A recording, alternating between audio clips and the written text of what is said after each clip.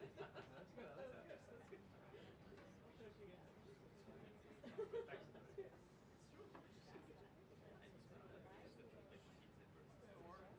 Different something.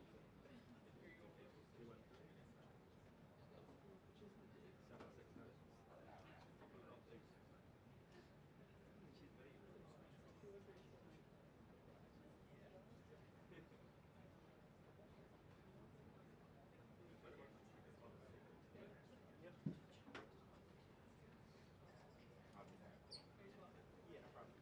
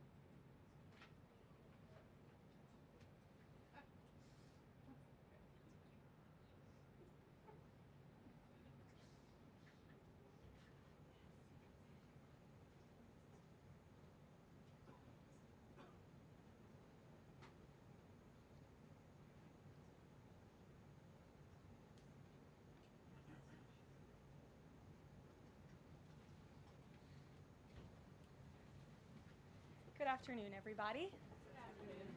I brought a very special guest with me today, as you can see, Secretary McMahon. So I will begin my remarks. She's going to speak, and then we'll take some questions. She'll take questions, and I'll take questions from you as well. First off, yesterday, First Lady Melania Trump and Second Lady Usha Vance traveled to Marine Corps Air Station New River and Camp Lejeune in North Carolina, where they spent the day meeting with students, educators, military families, and United States Marines. Both the First Lady and Second Lady were grateful for the warm welcome and remain deeply committed to supporting military families and the communities that serve our great nation. May God bless all of them. In economic news, the September jobs report showed the American economy remains strong, with 119,000 new jobs added, more than double expectations. These gains came after the summer passage of President Trump's historic tax cuts and multiple big trade deals with countries around the world. In particular, construction jobs surged by 19,000 in September, the largest monthly gain in a year. Nearly all of this solid monthly job growth came from the private sector and went to Americans rather than foreign-born workers, the opposite of what we saw under the previous administration. Inflation also remains under control, and wages are up by 3.8% over the year for American workers because of President Trump's pro-growth policies. In fact, real wages are on pace to increase roughly $1,200 for the average worker this year under President Trump. This is a complete reversal of the failed Biden era, when we saw inflation skyrocket to 9%, causing private sector workers to see their wages decline by approximately $3,000. We know that Americans are still hurting from the 4-decade high inflation caused by Joe Biden and the Democrats, but President Trump is making significant progress to fix this, and he will not stop working until he solves it. As the president recently stated, he is never satisfied. For example, President Trump's policies are working to make Americans' Thanksgiving more affordable this year, from their commute to the dinner table. Nearly 100 million Americans are expected to drive next week to spend time with loved ones for the holiday. And thanks to President Trump's drill baby drill agenda, the national average price of a gallon of gas on Thanksgiving Day is projected to be at the cheapest price since the COVID pandemic in 2021. President Trump is bringing down gas prices and providing significant savings to American families at the pump. And again, we expect those prices to continue to decline. According to the American Farm Bureau Federation's annual survey, cooking Thanksgiving dinner will also cost less this year than it did last year and is down about 5% overall. The average price for a staple of the meal, a 16-pound frozen turkey, is down more than 16% from last year, which will provide critical savings for families and their budgets. President Trump's entire economic agenda is aimed at putting more money back into the pockets of hardworking Americans. That's why he signed the largest middle tax cuts in history into law, from no tax on overtime, no tax on tips, to no tax on Social Security. And according to a new study from Piper Sandler, which is out this week, tax filers can expect an extra $1,000 bump to their tax refund next year, and what could be a record-breaking tax refund season. So there is more good news to come. We know these refunds will make a huge difference for Americans to help pay down their bills and use towards life's expenses. In other news this week, President Trump took a significant step toward delivering on a core campaign promise to finally close the Department of Education. To shrink the bloated federal bureaucracy, the Department of Education just entered into new interagency agreements with 4 agencies: the Departments of Labor, Interior, Health and Human Services, and State. These agencies will now ensure the delivery of legally required programs while also refocusing them to better serve students. This common sense action brings the Trump administration much closer to finally returning education where it belongs, at the state and local level, not in Washington, D.C. The Democrats' reckless 43-day government shutdown did manage to do one valuable thing. It proved that America does not need a federal Department of Education. During the longest shutdown in history, the Department of Education furloughed 90% of its staff, and America's education system was not impacted whatsoever. Schools stayed fully open across the country. Students attended class and received normal in-person instruction, and our wonderful teachers received their paychecks uninterrupted. The Democrats' government shutdown made it painfully obvious that American families do not need the Department of Education. Since its creation in 1979 during the Carter administration, the Department of Ed has spent over $3 trillion taxpayer dollars without improving student achievement. Despite pure pupil spending having increased by more than 245% since the 1970s, math and reading scores are down in public schools.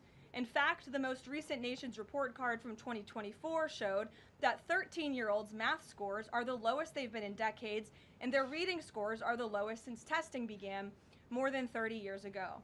It's clear that throwing more money at a broken system does not work, and that's why President Trump appointed the amazing leader behind me, our Secretary of Education, Linda McMahon, who is making these monumental changes at the direction of the president. We're very grateful to have you here today to talk about these changes and then take some questions. Hopefully folks in this room will have some questions on the very important topic of education. So please, Mrs. Secretary. Thank you. Thank you very much, Caroline. It's really a pleasure to be here with you today, and thank all of you for being here as well.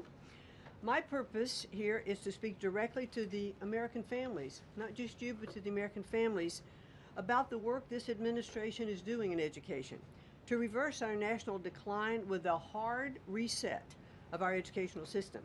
That reset was a top campaign promise from President Trump to send education back to the states and end Washington's micromanagement of education once and for all. This week we took the most decisive steps thus far to make good on this promise to you. We have linked 6 groundbreaking partnerships with other federal agencies to delegate education department programs that are redundant with existing programs at Labor, State, Interior, and HHS. These interagency agreements to cut our own bureaucratic bloat are a key step in our efforts to shift educational authority from Washington, D.C. to your state education agency, your local superintendent, your local school board, entities that are accountable to you, and we encourage parents to always be involved. Cutting federal bureaucracy is never a popular move among D.C. insiders. A chorus of anti-Trump voices have come out of the woodwork to complain that we are defunding education, harming students, or acting without a plan. This could not be further from the truth.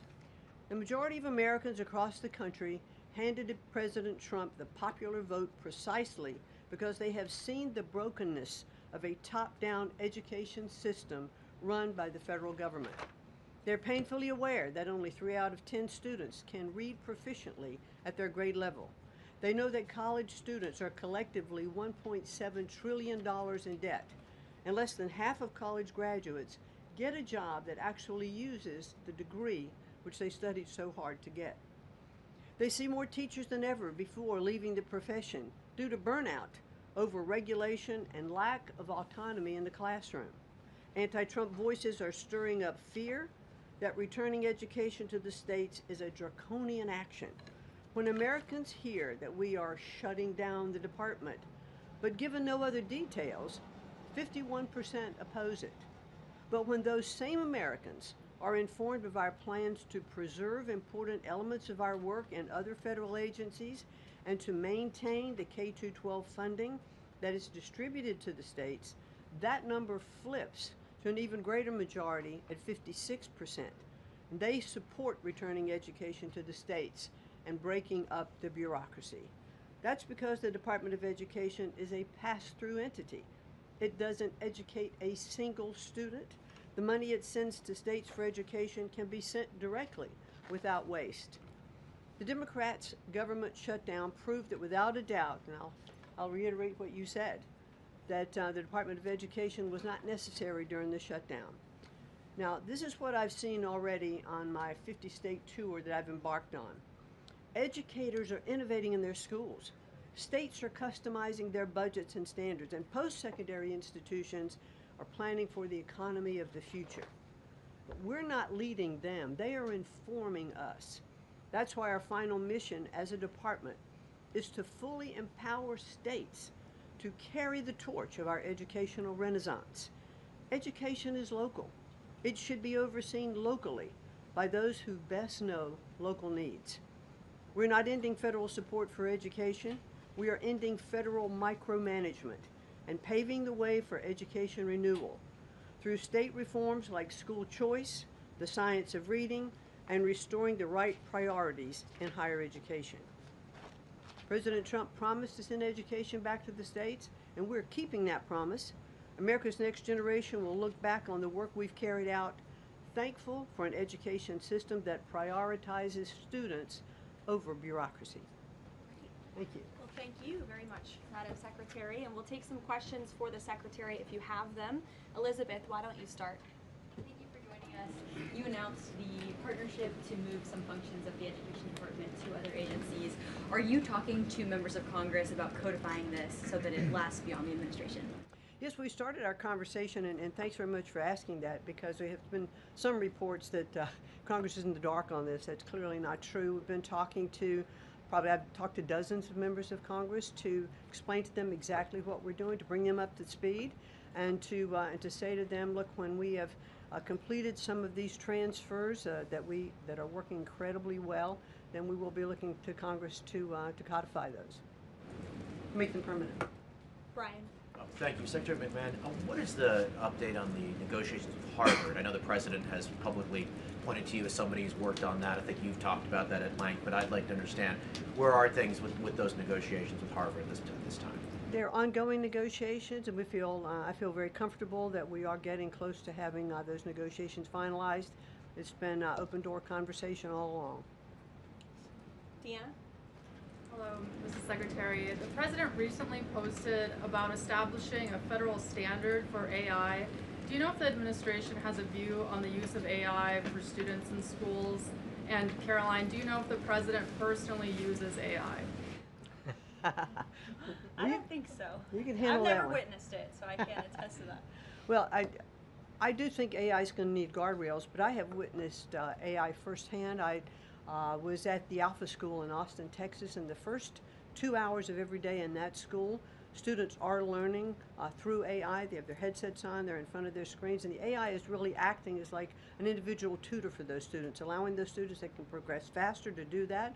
Those who need a little catch up, it refeeds information to them. And so after those 2 hours of learning, the basics of what they're doing in their curriculum that day, then they spend the rest of the day, I mean, they have good recess and all of that time, but then they spend the rest of the day in what are called life skills, and they're actually using the information that they've learned this morning.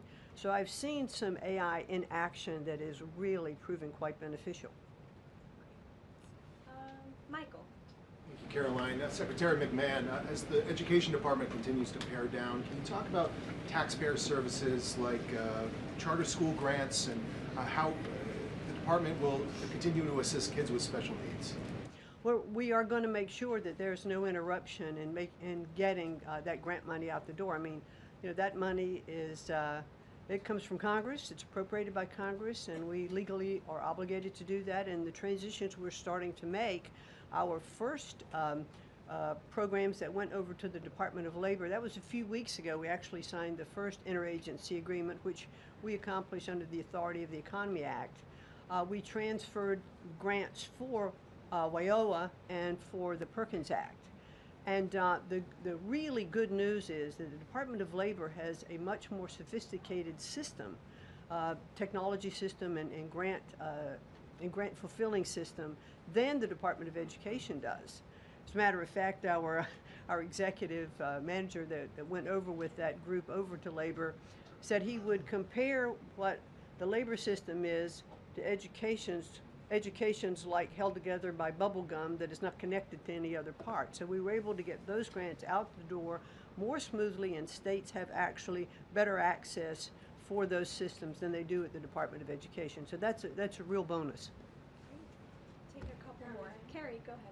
As far as the diversity, equity, and inclusion new regulations that came out from the administrations, a lot of schools, whether high school or even higher education is concerned, some of them are defying these new administration policies, even apparently according to a new report. I'm sorry, I can't hear you, Rick. As far as there's been a new report from the administration saying that half of medical schools are defying the administration.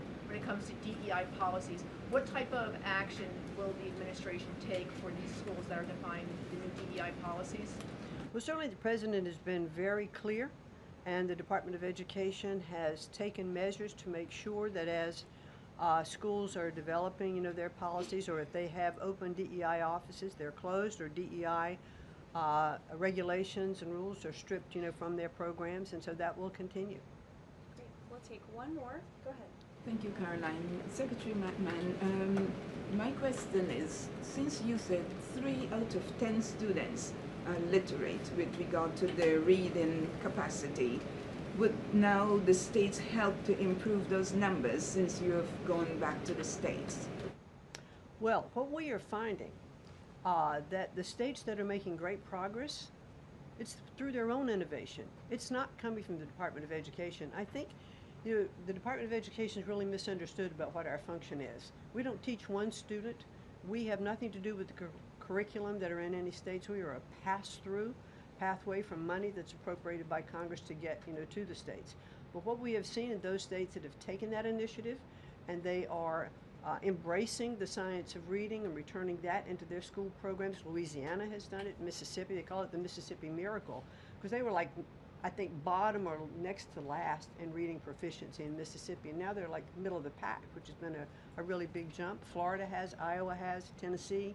So, but these are innovations that are done at the state level. This is not anything we're dictating, and that's why I'm saying returning education to the states where they really are already leading in their education endeavors, and 90% of their budget they provide.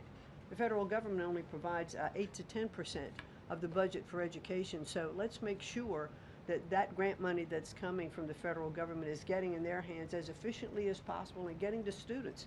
We don't want teachers having to spend their time and money in regulatory compliance. There was one superintendent chief who said to me that they had done some calculation in their state, and that for every dollar that went into the classroom in a grant, 47 cents was spent in regulatory compliance.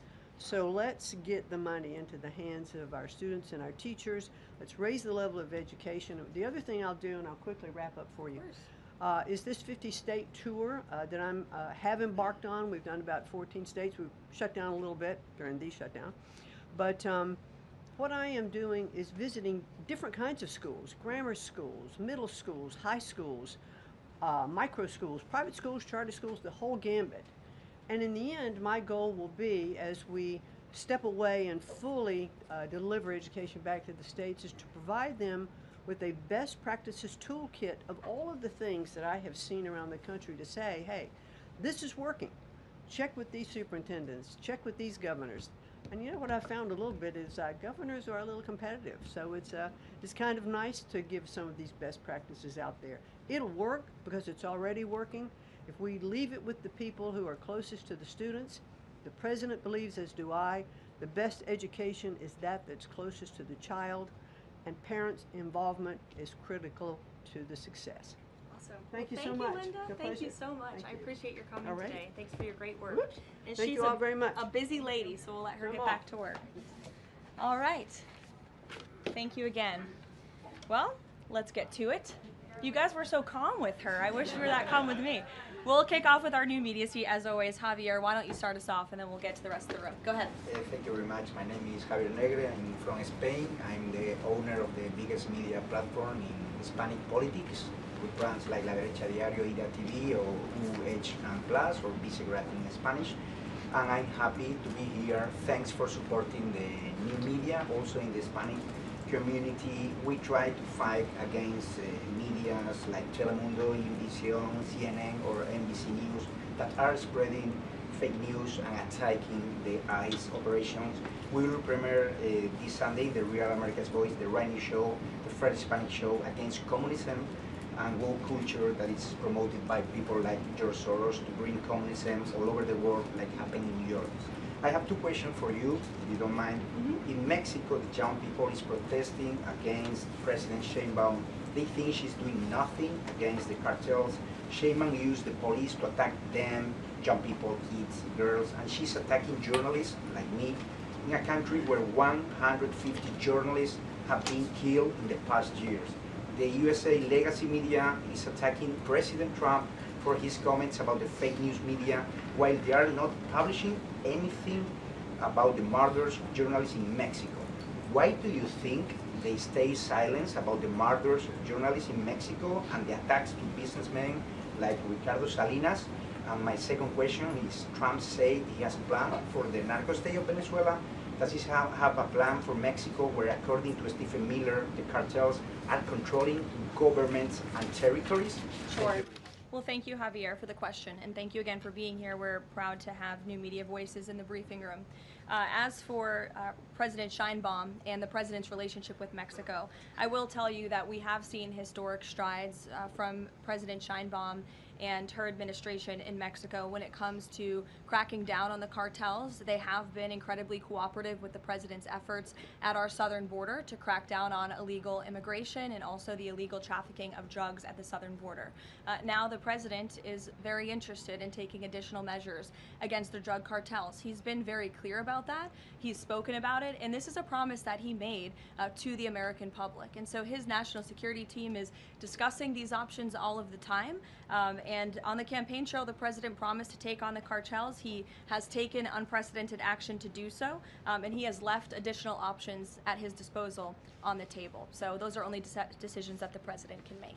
Thank you. What about the silence of the legacy media about the murders of journalists in Mexico? 150 journalists have been killed in the past years. Yeah, well, it's certainly something I wish the media would report on more, and it's something that this administration absolutely condemns. I can't speak for the media, but I can speak for the president. That's not something he wants to see. Thank you. Sure. Thank you, Caroline. Hi. Is there anything that Mayor-elect Mamdani could say tomorrow that would ease the president's concerns about his future leadership in New York? Look, I don't want to speak for the president or get ahead of this meeting that we are currently working on tomorrow. As you saw, the president put out a statement tomorrow that the mayor-elect will be coming to the Oval Office, and so our teams are arranging those details. I won't get into the president's thinking on it. I think you'll all hear from him directly. I also think I will just add, it speaks volumes that tomorrow we have a communist coming to the White House because that's who the Democrat Party elected as the mayor of the largest city in the country. I think it's very telling, but I also think it speaks to the fact that President Trump is willing to meet with anyone and talk to anyone and to try to do what's right on behalf of the American people, whether they live in blue states or red states or blue cities, in a city that's becoming much more left than I think this president ever anticipated in his many years of living in New York himself. Nancy. Thanks, Caroline. This morning, President Trump accused 6 Democratic lawmakers of seditious behavior punishable by death. Just to be clear, does the president want to execute members of Congress? No. Let's be clear about what the president is responding to, because many in this room want to talk about the president's response, but not what brought the president to responding in this way. You have sitting members of the United States Congress who conspired together to orchestrate a video message to members of the United States military, to active duty service members, to members of the national security apparatus, encouraging them to defy the president's lawful orders. The sanctity of our military rests on the chain of command. And if that chain of command is broken, it can lead to people getting killed.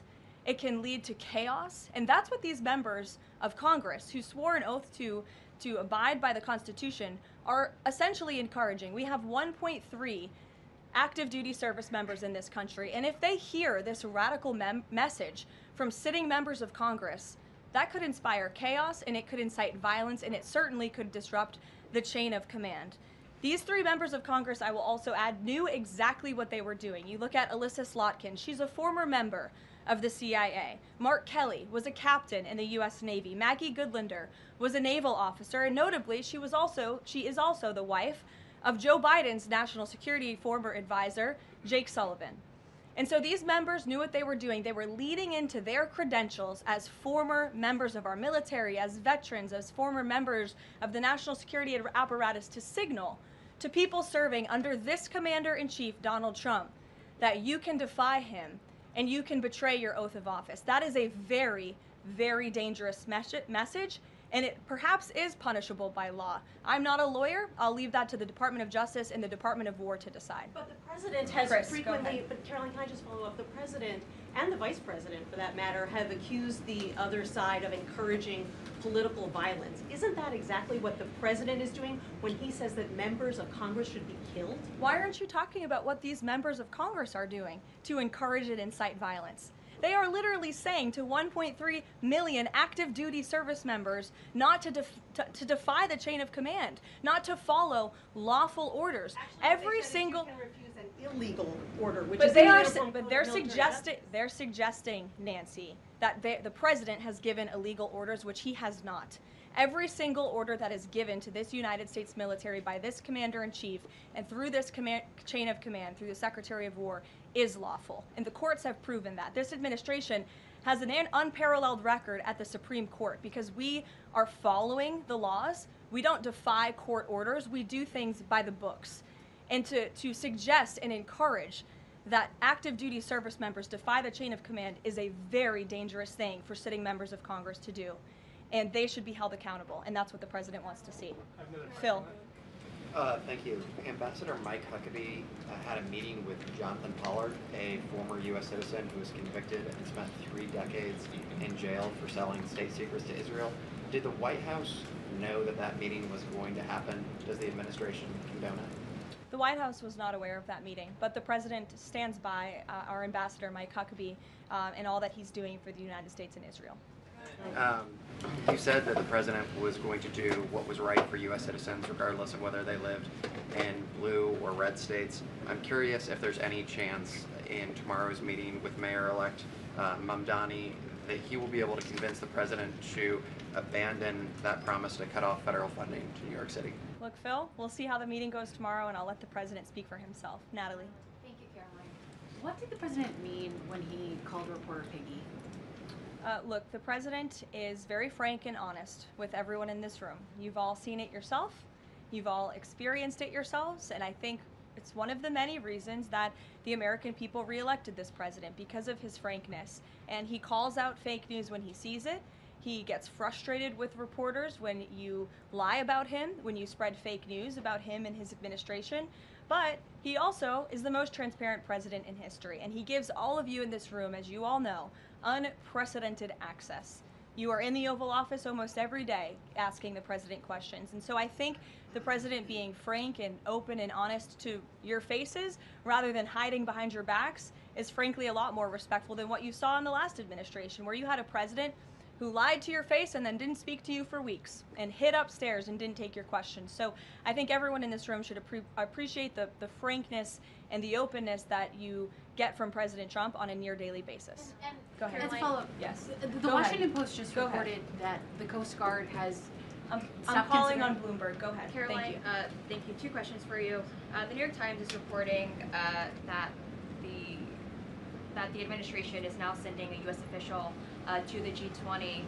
They are sending Mark Dillard. Can you confirm if that is true, and then also explain the shift in? I'd be happy to explain, because there is not a shift. The United States is not participating in official talks at the G20 in South Africa. I saw the South African president running his mouth a little bit against the United States and the president of the United States earlier today, and that language is not appreciated by the president or his team. The ambassador or the representative of the embassy in South Africa is simply there to recognize that the United States will be the host of the G20. They are receiving that send-off at the end of the event. They are not there to participate in official talks, despite what the South African president is falsely claiming. On Ukraine, there have been reports that President Zelensky said, he's looking to look at the plan, that there's been reports about the Trump administration proposing a plan. Can you just give an update on where Russia-Ukraine stands, and does the president plan to speak with Zelensky anytime soon, or when can you expect that? So I'm happy to provide an update. I've seen quite a bit of reporting on the latest with Russia-Ukraine, so let me clarify and give you guys the truth on where it currently stands. President Trump has made it very clear since day one and even on the campaign trail, that he wants to see this war come to an end. He has grown increasingly frustrated with both sides of this war, Russia and Ukraine alike, for their refusal to commit to a peace agreement. But nevertheless, the president and his national security team are steadfast in seeing this war come to an end, to end the killing and deliver on the president's promise. Special Envoy Witkoff, that Marco Rubio, have been working on a plan quietly for about the last month. They've been engaging with both sides, Russia and Ukraine, equally to understand what these countries would commit to in order to see a lasting and durable peace. That's how you get to a peace negotiation, right? That's how it worked with Israel, with respect to Israel and Gaza and all of the Arab countries in the Middle East. That's how we accomplished that historic agreement, which the UN, by the way, voted to commit to and accept this week, which was a huge monumental moment. So they have been engaged with both sides, and these talks are continuing. As always, I'm not going to litigate the details of this plan as it's ongoing and it's in flux, but the president supports this plan. It's a good plan for both Russia and Ukraine, and we believe that it should be acceptable to both sides, and we're working very hard to get it done. And I'll also add, I know Secretary Driscoll did meet with President Zelensky today. We spoke with him. He was very optimistic following that meeting, and so again, we are having good conversations with both sides with respect to ending this war. Karoline? Sure, go ahead. On Ukraine, you said this is a good plan. So according to our sources, this proposal demands major concessions from Ukraine and doesn't demand much from Russia. So was Russia involved in drafting Your this? understanding is wrong. Have you read the full plan? You haven't. Sources says. Yes. So if you can give details, maybe. You've read reporting from one side of the war, and so I want you to understand that the administration has talked equally with both sides. You have seen President Trump engage directly with both President Putin and President Zelensky. Likewise, his national security team has as well. In fact, Special Envoy Witkoff and Secretary Rubio met with some of the Ukrainians just in the past week to discuss this very plan. And so just like you saw with respect to Israel and Gaza, we are hearing out both sides of this war to understand what can you commit to end the war. And that's ultimately how we are going to get to an agreeable solution. That's what the president has directed of his team. I know there's a lot of criticism out there and a lot of doubters, but I would just remind you of the historic success that this president and his team accomplished in the Middle East. We believe that is possible with Russia and Ukraine, and we're hoping and working very hard to achieve that. Stephen. Could you provide a little more context on what to expect tomorrow with the Mamdani meeting? Will it be in the Oval Office, or is it going to be open at least partially to the press? I don't have any more details to read out for you on the meeting quite yet, Stephen. I know it's of great interest to you and the New York Post, but we'll keep, maybe if it opens, we can commit to letting you in. Sure, go ahead. Thank you, Caroline. It came up yesterday during a confirmation hearing for the president's pick to lead the CFTC that the CFTC currently has 0 Democrat commissioners, whereas usually it's had 2 or more. Does the president plan to appoint Democrats to financial regulators like the CFTC and SEC, or does the president feel that there shouldn't be Democrat leadership at those agencies, consistent with the administration's move earlier this year to remove Democrats from the FTC and other agencies? I'm going to be completely honest. I haven't spoken to the president about the CFTC in quite some time, but I'm happy to check in with our presidential personnel office and see if there's any updates that we can provide you there. Sure. Thank you, Caroline. Last week on Fox News, President Trump said that we've had a lot of problems with the French. How would you describe the current relationship between France and the U.S.? Look, the relationship remains very strong. President Trump speaks quite frequently with Emmanuel Macron. I think they have a good working relationship. But the president is not shy to point out when he has disagreements with world leaders as well. And he's done that with respect to Mr. Macron as well. Deanna, go ahead. Caroline, there are reports that Qatar is acting as a mediator in the Ukraine peace process. Can you confirm that, and why did the president choose that country? I'm not going to get into further details other than what I previously shared, which I think was quite a bit of information. Brian?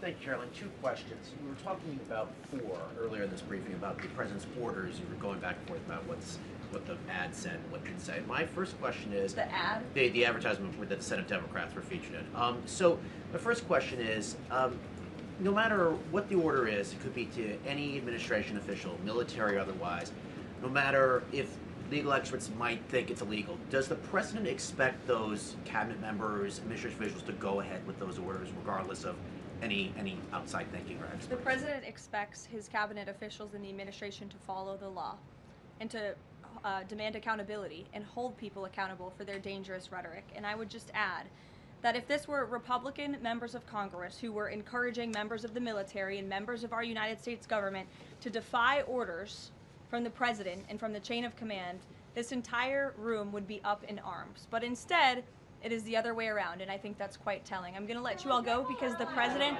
excuse me, I appreciate the encouragement this morning, but this afternoon, but President Trump is about to meet in minutes with Israeli hostages who this administration freed, and so I'm going to go up to that meeting, and you will hear more about that later. Thank you.